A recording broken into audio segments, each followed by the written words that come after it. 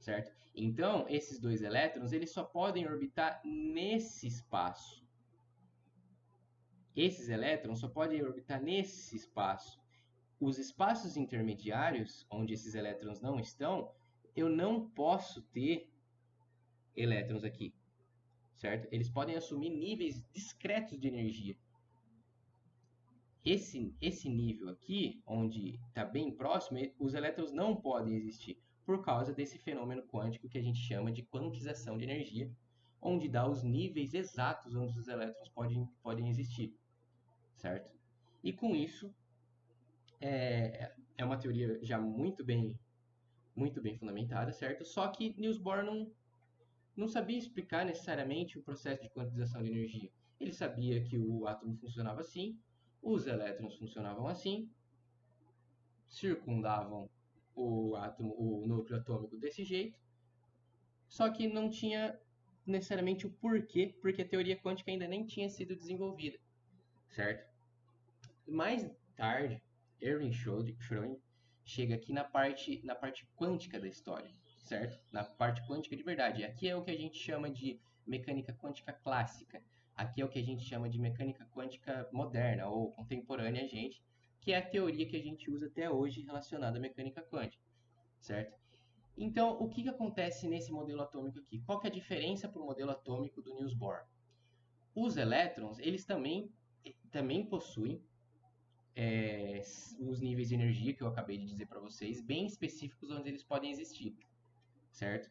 Só que, só que a parada diferente do modelo atômico de Bohr, no de Schrödinger, eu tenho uma densidade de probabilidade, ou seja, eu tenho uma chance de encontrar um elétron em determinado lugar, certo? Em determinado nível atômico. Então, o que acontece?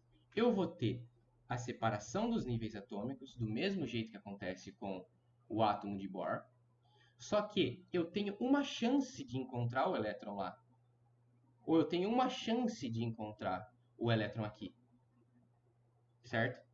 Não é que o elétron vai existir ali, ele tem uma chance de estar lá.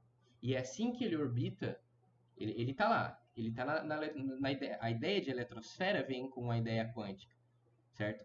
Que é não necessariamente onde ele vai estar, mas é necessariamente onde eu vou encontrar esse elétron.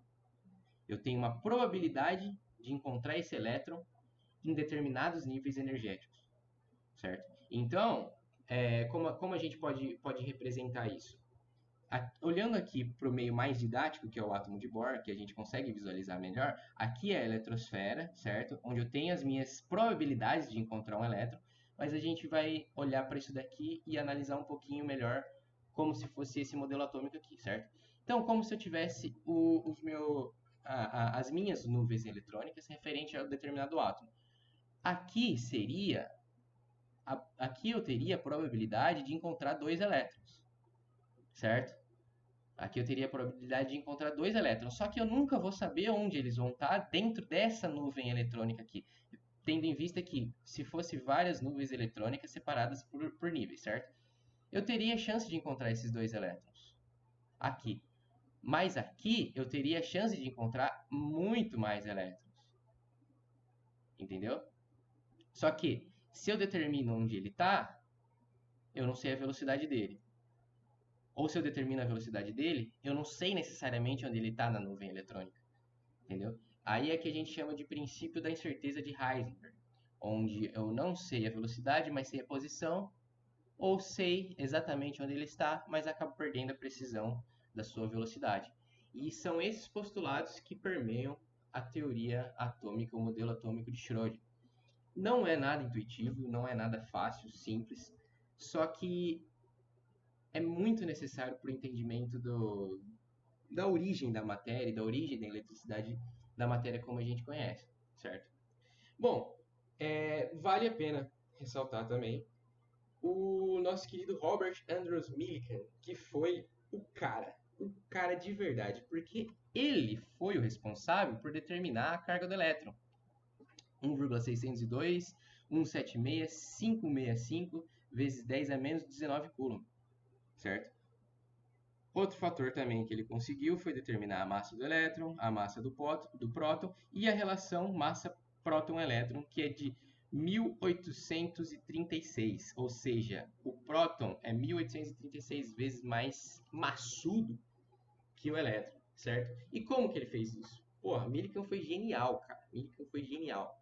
Porque ele pegou basicamente uma panela gigante, separou essa panela com uma placa onde só tinha um furinho, permitindo uma coisinha muito pequena passar, certo? Colocou um atomizador ou um borrifador no lado externo para ter acesso ao interno da panela, da nossa panela, e borrifava gotículas de óleo, certo? Ao borrifar essas gotículas de óleo, elas ficariam naturalmente eletrizadas, porque quando ela vai sair com uma velocidade muito alta, vai sair chocando um óleo com o outro lá, e vai acabar por atrito, coisa que a gente já conhece aqui com os nossos queridos amigos lá de 1700 e bolinha. Por atrito, elas vão ficar eletrizadas, certo? E ao passar pelo furico aqui, pelo furicozinho, eu tenho um campo elétrico uniforme nessa região de baixo aqui, onde está apontada a minha caneta aqui, certo? E o que é interessantíssimo? O que é interessantíssimo? O fato dela estar eletrizada aqui em cima faz com que, quando ela entre em contato com o campo elétrico, eu ajustando a intensidade desse campo elétrico aqui na minha bateria, eu faço com que essa gotícula vá mais devagar ou vá mais rápido, pelo fato dela interagir com o campo elétrico por estar eletrizada. Se ela tivesse neutra, eu fosse lá e só colocasse o óleo, pela viscosidade dela e pela força gravitacional, ela só ia cair com uma determinada velocidade. Que quem determina é a viscosidade e a força gravitacional.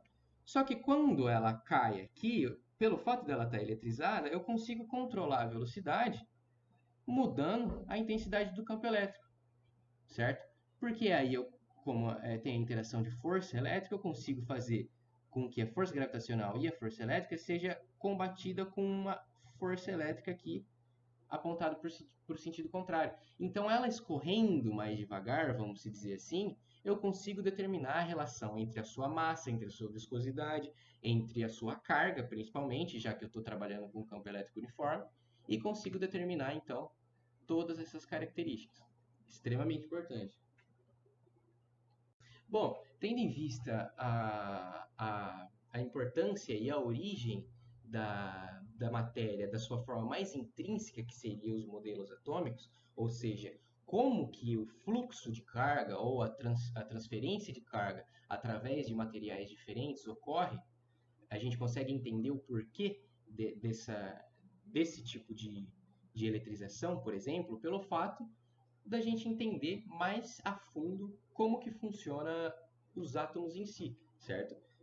Pelas teorias atômicas e tal que a gente acabou de discutir. A questão é que, com esse conhecimento em mãos, a gente pode permear todo o contexto histórico de uma forma mais precisa, certo? Tendo em vista que eu posso ter um corpo naturalmente neutro, que é basicamente tudo que a gente encontra na natureza. Desculpa, galera, pelo amor de Deus.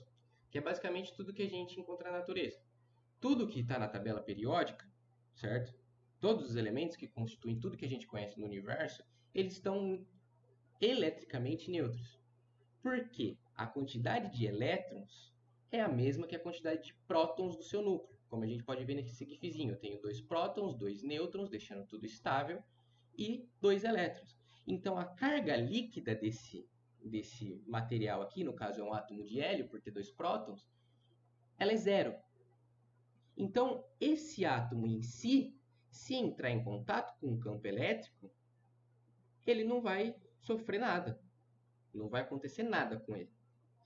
A questão é, se eu pego esse átomo e ionizo ele, ou seja, eu retiro um ou os 2 elétrons dele, no caso de uma partícula alfa, por exemplo, ela seria, se eu retirasse esses 2 elétrons aqui e tivesse um próton 2+, aqui, um hélio 2+, com 2 prótons, partícula alfa, o que aconteceria? Se eu colocasse ela em contato com o campo elétrico, ela sofreria alteração no seu percurso, porque ela é uma partícula positivamente carregada, certo? O campo elétrico uniforme, ela iria em direção ao lado negativo.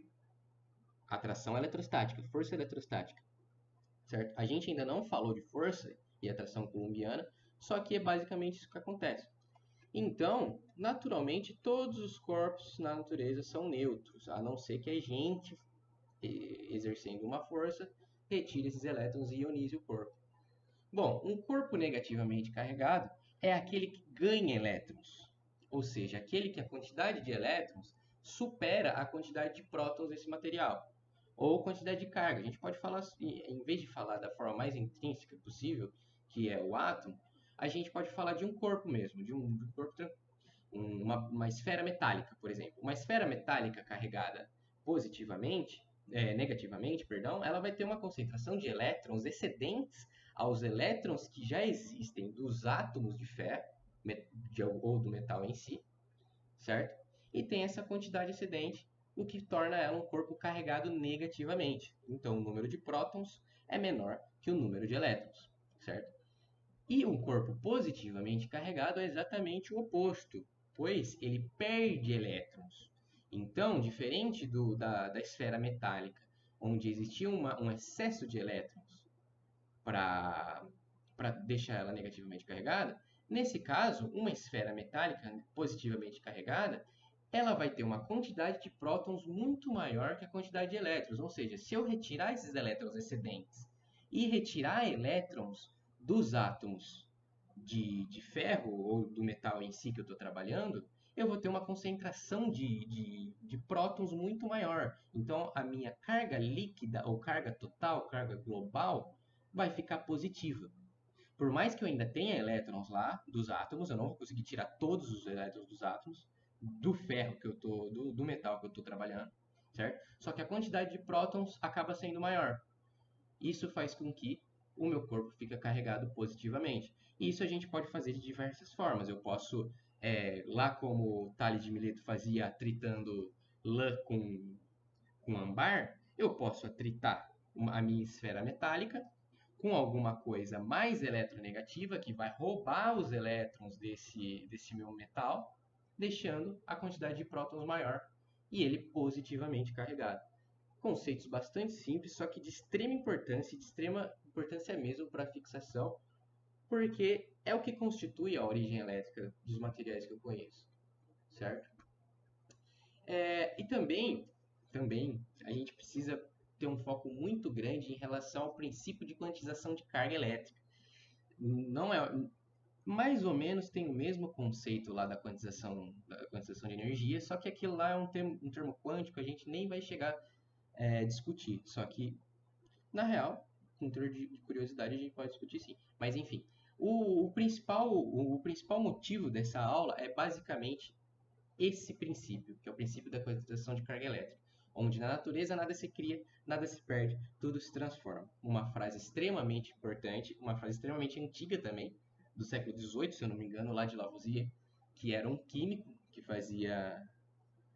estudava reações químicas, e ele disse que na natureza nada vai surgir do nada e nada vai se perder do nada, tudo vai se transformar, e é o que acontece com as cargas elétricas também, certo?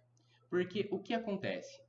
Caso eu dê uma quantidade de energia o suficiente para retirar o elétron de um átomo, certo? Para retirar o elétron de um átomo, esse elétron não vai sumir. Ele vai para outro lugar. Eu só estou ionizando o meu átomo, certo? Eu só estou ionizando o meu átomo. Eu não estou fazendo esse elétron se perder ou esse elétron sumir. Ou caso eu tenha um corpo qualquer, uma esfera metálica, como a gente trabalhou no slide passado, eu posso introduzir cargas elétricas, elétrons ali naquele material, fazendo com que ele possua uma carga elétrica maior, certo? Uma carga elétrica maior do que naturalmente ele teria, no caso zero, se ele fosse neutro, certo? Bom, mas a carga elétrica assumida por qualquer corpo, sendo ela positivamente carregado ou negativamente carregado, no caso de eu tirar o elétron de algum lugar ou colocar o elétron em algum lugar, ela sempre vai ser múltiplo inteiro da carga elementar E. que esse rapaz aqui, o Millikan, deduziu lá no século XIX, certo? Então, eu vou ter sempre múltiplos inteiros desse valorzinho, que é extremamente pequeno. Então, eu não posso ter meio carga de elétron. Entendeu? Eu não posso ter 1,5 carga de elétron. Eu não posso ter 0,75 carga de elétron. Ou eu tenho um corpo carregado positivamente ou negativamente com 1E, 2E, 3E, 4E, NE. Certo? Múltiplos inteiros. E isso caracteriza a ideia e princípio de quantização de energia. Eu assumo valores inteiros de um valor fundamental, que é a carga fundamental do elétron. Certo? Isso é importantíssimo mesmo. Certo? Então, não podendo ter valores fracionados, que é o que indica aqui no nosso slide. Sendo assim, a gente tem uma equação muito importante mesmo, e é o nosso primeiro contato com a matemática nessa aula, que é, basicamente, a carga de qualquer corpo, denotada pela letra Q, ela vai ser igual a mais ou menos o número de elétrons que esse corpo possui, multiplicado pela carga elementar. E aqui, ó, quantização de carga. Olha que bonito. Eu tenho um N, que é o número de elétrons, multiplicado pelo valor fundamental, que é a carga elementar. Certo? Então, basicamente mesmo, essa é uma das coisas mais importantes da física, e todo o processo histórico, toda a construção científica convergiu para esse ponto aqui, nesse determinado ponto da matéria que a gente está, certo? Porque isso é extremamente importante e é o que dita muitas coisas que a gente vai estudar daqui para frente, certo? É uma base muito forte, muito bem estruturada do que a gente precisa saber para continuar os estudos no eletromagnetismo em si, certo? E a gente pode até resolver um exercício, certo? Que é bem simples e é a aplicação direta da equação. Bom, lendo o enunciado aqui, sabe-se que a carga do elétron vale menos 1,6 vezes 10 a menos 19 coulomb. Considere um bastão de vidro que foi atirado, pelo amor de Deus, aqui é atritado, e perdeu elétrons, ficando positivamente carregado com carga de 5,0 vezes 10 a menos 6 coulomb. Determine aproximadamente o número de elétrons retirados do bastão. Esse é um exercício simples, certo? Um exercício de aplicação direta, onde a gente vai usar os conceitos de notação científica que foi dado na primeira aula. Eu peço desculpas que eu não consegui resolver exercício naquela aula, só que a gente já vai ter um exemplo muito direto e muito bacana referente a essa nossa primeira aula. Bom, utilizando a expressão apresentada, eu tenho que a minha carga ela é igual a mais ou menos ao número de elétrons vezes a carga fundamental. Esse mais ou menos aqui, ele vai estar representado desse jeito na frente da multiplicação entre o número de elétrons e a carga fundamental como teor interpretativo. Por que teor interpretativo?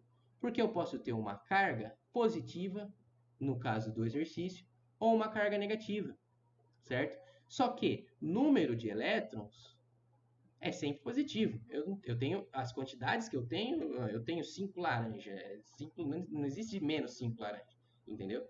E a carga fundamental, ela é necessariamente o módulo. Então, ela é sempre positiva. Só que a gente sabe que a carga do elétron é negativa, certo? O exercício deu isso. No material de apoio que eu dei para vocês, está isso daqui. Que eu passei para vocês, está isso daqui. E a carga é negativa do elétron. Isso por convenção.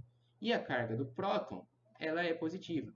Só que o exercício me dá que o corpo foi positivamente carregado. Se esses dois aqui são necessariamente positivos, não faz e a carga do elétron vai ser positiva também, não faz sentido eu trabalhar com um número negativo, certo? Então eu tenho que ter isso em mente, que esse valor aqui para carga ele pode ser positivo ou pode ser negativo. No caso, o que a gente vai fazer? O que a gente vai fazer a priori? Eu quero saber determinar o número de elétrons retirados do bastão, certo? Então o exercício já me fala, opa, eletrização por atrito. Então, no que eu vou estar atritando, vai roubar os elétrons do meu bastão, certo? Então, eu tenho que isolar esse N aqui. Isolando esse N, eu consigo calcular a quantidade de elétrons que foram retirados. E essa análise é importante, porque ela pode ser retirada ou adicionada. A gente vai saber disso só com as informações do exercício, certo? Então, isolando esse nzinho, certo? Como isso é uma multiplicação, eu vou ter Q sobre N, certo? Q sobre E, perdão, que é a carga que o exercício me dá, sobre dividido pela carga fundamental, certo? Aplico e substituo os valores, vou ter 5 vezes 10 a menos 6, dividido por 1,6 vezes 10 a menos 19, e é aqui que está. Aqui que está a ideia de notação científica e por que isso facilita tanto para a gente. Porque eu posso dividir simplesmente 5 por 1,6, obtendo 3,1, e fazendo a divisão de 10 elevado a menos 6 por 10 elevado a menos 19, que é o que eu vou mostrar agora aqui no papel. Certo, galera, voltando aqui para a nossa equação, agora na nossa resolução, agora no papel, que fica um pouquinho mais didático, a gente fazendo a divisão de 5 por 1,6, a gente tem 3,1, certo? Vocês não ligam para do jeito que eu pego o lápis, não, porque eu sei que é realmente muito feio e o meu dedo não ajuda muito. Mas enfim, a gente tem 3,1. E como que a gente vai fazer essa divisão das mesmas bases da nossa notação científica? A gente basicamente vai pegar, vai repetir a base, propriedade dada na primeira aula, certo? E vai fazer o quê? Como é uma divisão, a gente vai subtrair os expoentes. Então vai ficar menos 6, põe entre parênteses aqui, menos 19. Só que é menos 19. Menos 19. Certo? Então, desse jeito, esse 19 vai ficar positivo. Com menos 6, a gente vai ter o valor para n igual a 3,1 vezes 10 a 13 elétrons.